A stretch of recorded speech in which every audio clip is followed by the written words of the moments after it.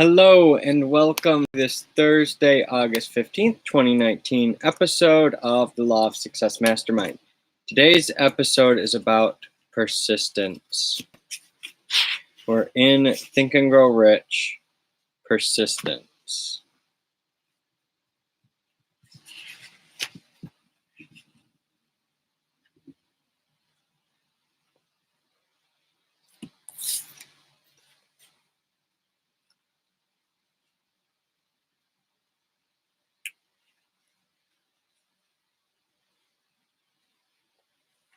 Okay.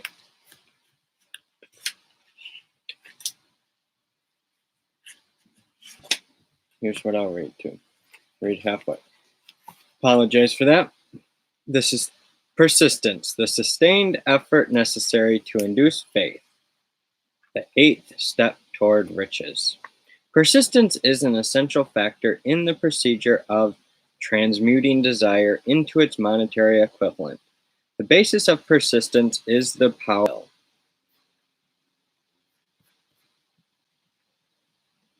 Willpower and desire, when properly combined, make an irresistible pair.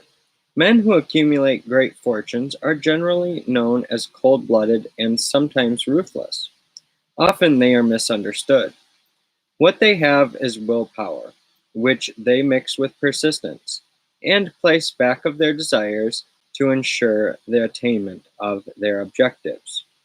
The majority of people are ready to throw their aims and purposes overboard and give up at the first sign of opposition or misfortune. A few carry on despite all opposition until they attain their goal. There may be no heroic connotation to the word persistence, but the quality is to the character of man what carbon is to steel. The building of a fortune generally involves the application of the entire 13 factors of this philosophy. These principles must be understood. They must be applied with persistence by all who accumulate money.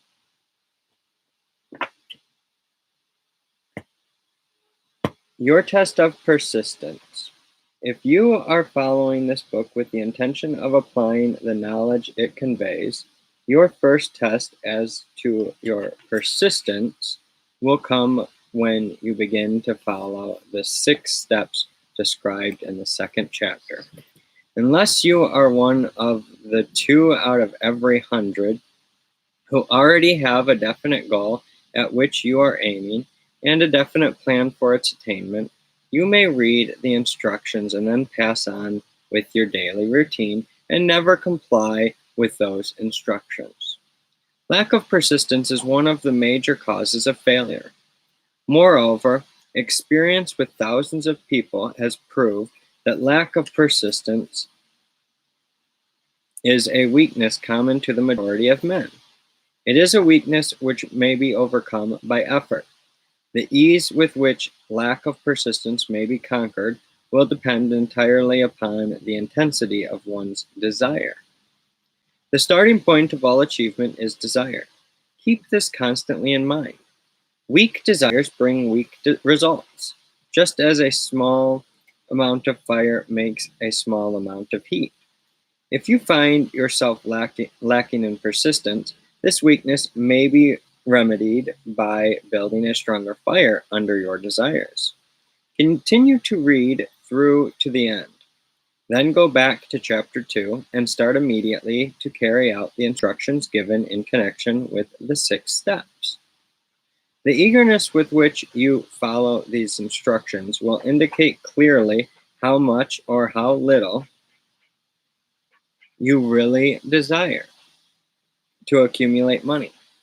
If you find that you are indifferent, you may be sure that you have not yet acquired the money consciousness which you must possess before you can be sure of accumulating a fortune.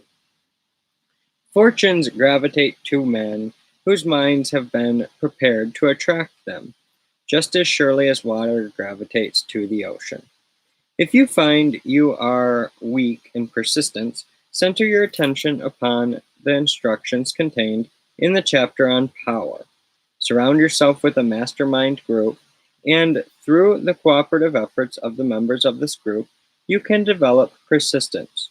You will find additional instructions for the development of persistence in the chapters on autosuggestion and the subconscious mind.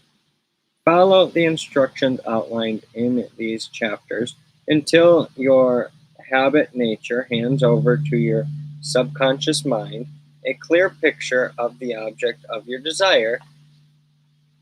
From that point on, you will not be handicapped by lack of persistence. Your subconscious mind will work continuously while you are awake and while you are asleep. Are you money conscious or poverty conscious? Spasmodic or occasional effort is Spasmodic or occasional effort to apply the rules will be of no value to you. To get results, you must apply all the rules until their application becomes a fixed habit with you. In no other way can you develop the necessary money consciousness. Poverty is attracted to the one whose mind is favorable to it, as money is attracted to him whose mind has been deliberately prepared to attract it, and through the same laws, poverty consciousness will voluntarily seize the mind which is not occupied with the money consciousness. A poverty consciousness develops without conscious application of habits favorable to it. The money consciousness must be created to order, unless one is born with such a consciousness. Catch the full significance of the statement in the preceding paragraph, and you will understand the importance of persistence in the accumulation of a fortune. Without persistence, you will be defeated, even before you start. With persistence, you will win. If you have ever experienced a nightmare, you will realize the value of persistence. You are lying in bed, half awake, with a feeling that you are about to smother. You are unable to turn over or move a muscle. You realize that you must begin to regain control over your muscles. Through persistent effort of willpower, you finally manage to move your fingers of one hand. By continuing to move your fingers, you extend your control to the muscle of one arm until you lift it. Then you gain control of the other arm in the same manner. You finally gain control over the muscles of one leg and then extend it to the other leg. Then, with one supreme effort of will, you regain complete control over the muscular system and snap out of your nightmare. The trick has been turned step by step. How to snap out of mental inertia. You may find it necessary to snap out of your mental inertia through a similar procedure, moving slowly at first, then increasing your speed until you gain complete control over your will.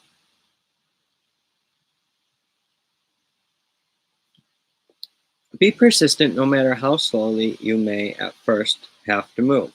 With persistence will come success. If you select your mastermind group with care, you will have in it at least one person who will aid you in the development of persistence. Some men who have accumulated great fortunes did so because of necessity.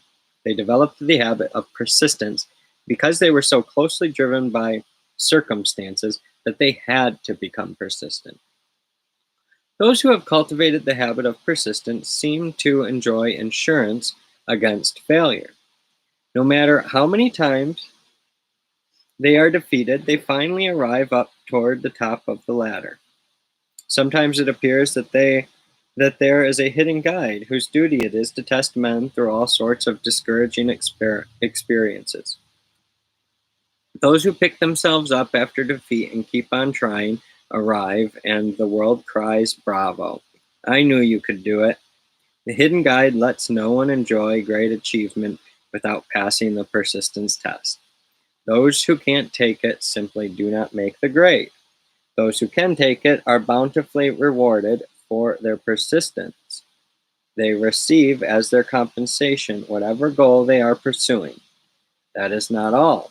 They receive something infinitely more important than material compensation: the knowledge that every failure brings with it the seed of an equivalent advantage. Climb over your failures. There are exceptions to this rule. A few people know from experience that the soundness of persistence.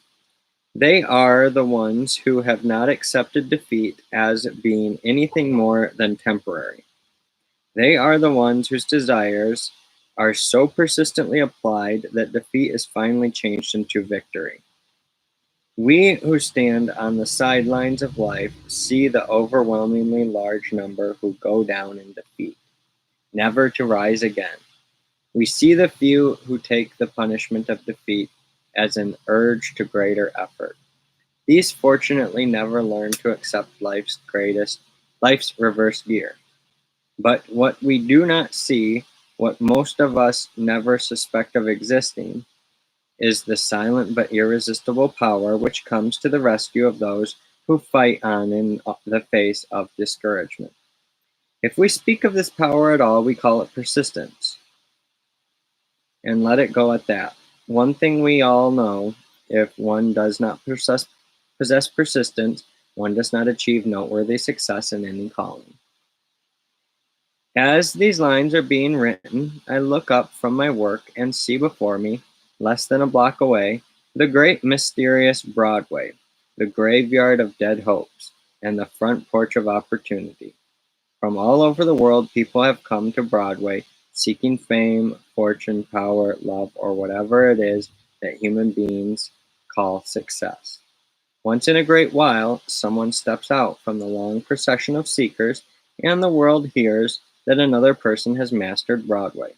But Broadway is not easily nor quickly conquered.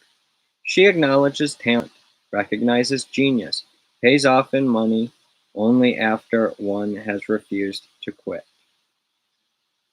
Then we know he has discovered the secret of how to conquer Broadway. The secret is always inseparably attached to one word, persistence. The secret is told in the struggle of Fannie Hurst, whose persistence conquered the Great White Way. She came to New York in 1915 to convert writings into riches. The conversion did not come quickly, but it came. For 4 years, Miss Hurst learned about the sidewalks of New York from first-hand experience. She spent her days laboring and her nights hoping. When hope grew dim, she did not say, "All right, Broadway, you win." She said, "Very well, Broadway, you may whip some, but not me. I'm going to force you to give up." One publisher, the Saturday Evening Post, sent her 36 rejection slips before she broke the ice and got a story across. The average writer, like the average in other walks of life, would have given up the job when the first rejection slip came. She pounded the pavement for 4 years because she was determined to win. Then came the payoff. The spell had been broken. The unseen guide had tested Fannie Hurst, and she could take it.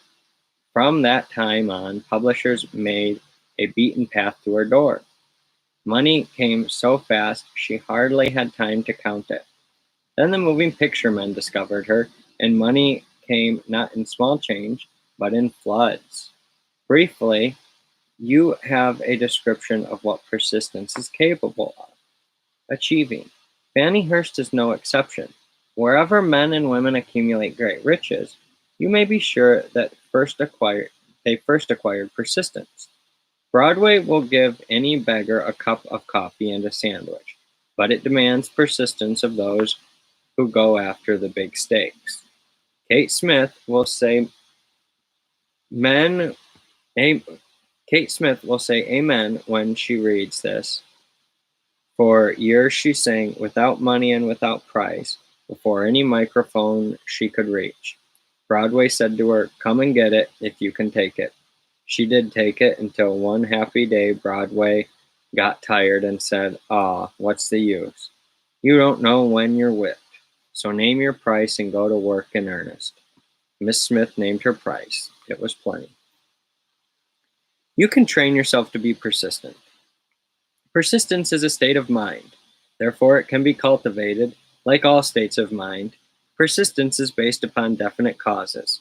Among them, these: A. Definiteness of purpose. Knowing what one wants is the first and perhaps the most important step toward the development of persistence. A strong motive forces one to surmount many difficulties. B. Desire. It is comparatively easy to acquire and to maintain persistence in pursuing the object of intense desire. C. Self-reliance.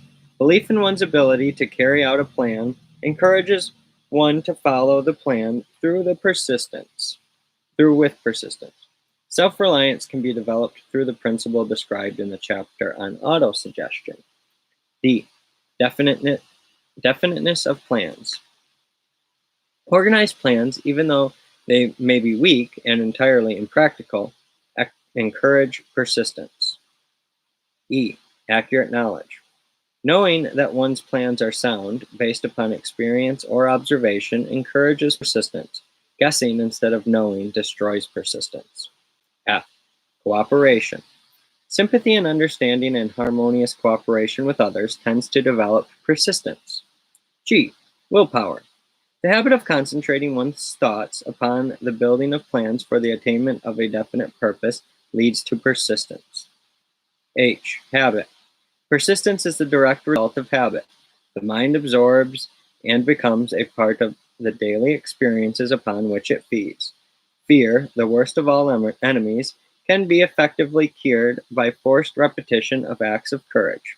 Everyone who has seen active service in war knows this. Take your own persistence inventory. Before leaving the subject of persistence, take inventory of yourself and determine in what particular, if any, you are lacking in this essential quality. Measure yourself courageously, point by point, and see how many of the 8 factors of persistence you lack. The analysis may lead to discoveries that will give you a new grip on yourself. Here you will find the real enemies which stand between you and noteworthy achievement. Here you will find not only the symptoms indicating weakness of persistence, but also the deeply seated subconscious causes of this weakness. Study the list carefully and face yourself squarely if you really wish to know who you are and what you are capable of doing. These are the weaknesses which must be mastered by all who accumulate riches. 1. Failure to recognize and to define clearly exactly what one wants. 2. Procrastination with or without cause, usually backed up with a formidable array of alibis and excuses. 3. Lack of interest in acquiring specialized knowledge. 4. Indecision, the habit of passing the buck on all occasions, instead of facing issues squarely, also backed by alibis. 5. The habit of relying upon alibis instead of creating definite plans for the solution of problems. 6. Self-satisfaction. There is but little remedy for this affliction and no hope for those who suffer from it. 7. Indifference, usually reflected in one's readiness to compromise on all occasions, rather than meet opposition and fight it. 8. The habit of blaming others for one's mistakes and accepting unfavorable circumstances as being unavoidable. 9. Weakness of desire due to neglect in the choice of motives that impel action. 10. Willingness, even eagerness, to quit at the first sign of defeat, based upon one or more of the 6 basic fears. 11. Lack of organized plans, placed in writing where they may be analyzed. 12. The habit of neglecting to move on ideas or grasp opportunity when it presents itself. 13. Wishing instead of willing. 14. The habit of compromising with poverty instead of aiming at riches. General absence of ambition, to be, to do, to own.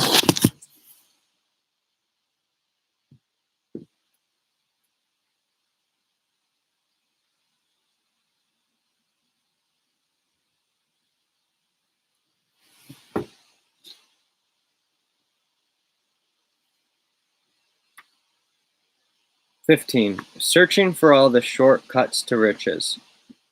Trying to get without giving a fair equivalent, usually reflected in the habit of gambling, endeavoring to drive sharp bargains. 16. Fear of criticism. Failure to create plans and to put them into action because of what other people will think, do, or say.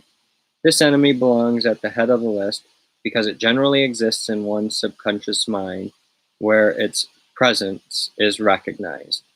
See the 6 basic fears in a later chapter. Tomorrow we will finish the second half of this chapter. Thank you for another episode of the Law of Success Mastermind.